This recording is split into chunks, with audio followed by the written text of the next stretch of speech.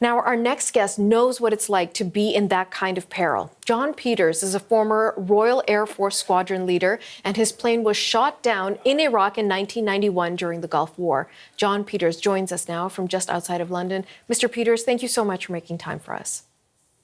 Thank you. I do want to discuss what happened to you in 1991 in just a moment, but I wonder what happened to you on Friday when you heard that an American airman had been shot down and was missing somewhere in Iran? Well, I mean, I'm relatively detached because obviously my war was 35 years ago, but I can resonate with how the crew members their experience. So obviously, it's you wouldn't wish that on anybody. So then take me back to 1991, because you wouldn't wish it on anybody, but it did happen to you. What happened? I was on the first day of the first Gulf War in 1991, flying a Tornado aircraft to attack an airfield to the southwest of Baghdad. During that attack, a missile went up my right-hand engine, exploded, took the right engine out. Anti-aircraft guns hit my right-hand wing, hit my Sidewinder missile, and a 4-meter torture flame shot out the front of my wing. Within a couple of minutes, the aircraft became a ball of flame. We ejected into the desert, so we ejected at 320 feet in the parachute for about 10 seconds, in the desert for a couple of hours, and then about 25 soldiers found us, and we were buried in the sand by machine gun fire. 25 Iraqi soldiers? Yes, 25 Iraqi soldiers. So we were captured and then taken off to Baghdad, and I spent 7 weeks as a prisoner of war, basically being systematically beaten and starved to death. Now, I want to give a warning to folks at home. We do have some images of you from during that time. I do want to share them with people at home if the control room can pull those up, because it's so harrowing. And I mean, I'm looking at that image of you. Your face is bruised. Your shoulders are slumped. You look so worn down. How did you survive? If this went on, abuse, for 7 weeks, how did you manage to survive that? What did your training allow for? Yeah, I look at that picture, I look worse now because I'm so old.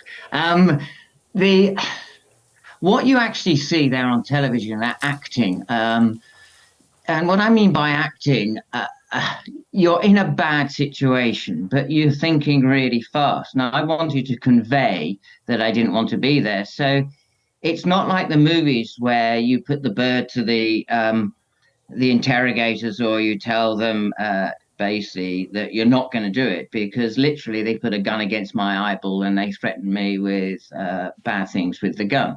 So what you're just trying to do is convey that you are there under duress. I mean, I had a gun slightly offside, but off view. But I just spent 5 days being beaten with baseball bats and rubber truncheons, hair set on fire, beaten with, I was blown up 6 times. You're in solitary confinement. You had no sleep. So it's all pretty intense. How do you survive? The simple fact, I survived. They didn't kill me. So I am one of the lucky ones. That's the sole reason. It's not character. You just endure. Did you have faith that you would be found?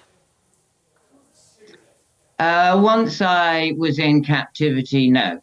On the way in, because it took them hours to get in, I'd seen all the prisoner of war movies from the past, and every prisoner of war came back damaged in every movie. And I knew what was going to happen to me. And I don't know what time this is going out on television, so I'll try and keep this nice. I just remember going, in my home mind, I will not come out a damaged human being. I'm either going to die here, or I'm going to disappear in the Middle East. You can break my legs, pull my teeth out, rape me. I will not come out a damaged human being. And if in 10 years' time, my wife Helen is married to another man, and my kids will call someone else daddy, I will not ruin their lives in 10 years' time. That's the way life is. So in reality, 7 weeks was an unexpected joy. I'd committed to 10 years or death. I'd set my mind, and I said, I will not come out a damaged human being. And I haven't done. I haven't lost a wink of sleep from my experience. You're a remarkable man, sir. Tell us about the moment you were rescued. Well, I wasn't rescued. It got to a stage where all the other Army, Navy, and Air Force people from across the globe, including your service people, had done such a good job that Saddam Hussein was forced. He was said, our side basically said at the time, and ours was a legal war at that time because it was an illegal invasion of Kuwait, and that war managed to liberate Kuwait. And it was very much you must release the prisoners of war or prove how they died, or we won't talk to you or negotiate anything. So I'm a very lucky man. I'm not here because of character. I'm not here because of I did anything. I endured. I'm here because they didn't kill me, and then because everyone else did their jobs. I'm talking to you 35 years later.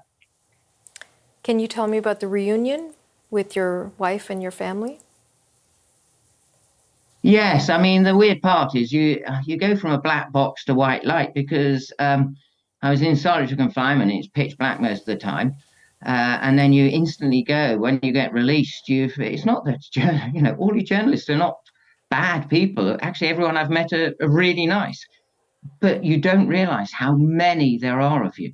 There's hundreds of you, from every nation, and you're suddenly exposed to this white light where it's like skiing. You're completely white out. You can't see a damn thing.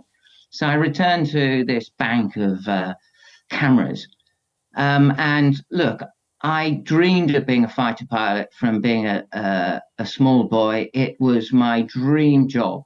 And I was very lucky to live my childhood dream.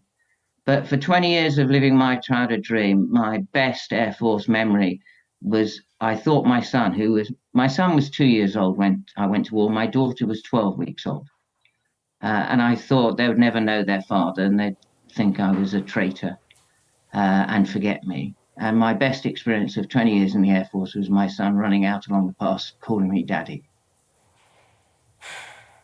I wish that I had time to talk to you for another couple of hours if you would tolerate me, but we do have to leave it there. But before I say goodbye and thank you, sir, I do want to address a couple of things. You've been so incredibly modest in this interview. You've said it's not about your character. It has nothing to do with you.